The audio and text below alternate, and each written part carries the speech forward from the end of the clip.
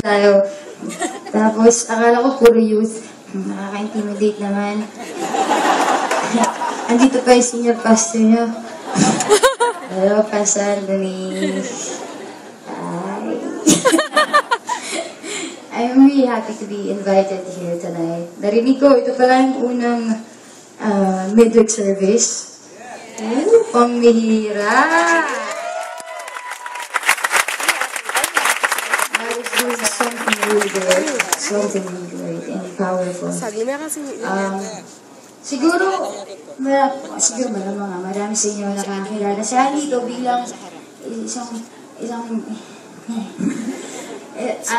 singer-songwriter. Pag binigit mo yung Yang Constantino, marami siguro magpapop up sa isip nyo, si Yang Constantino! Yung babae nagpuso ng dress tapos naka-Chuck Taylor.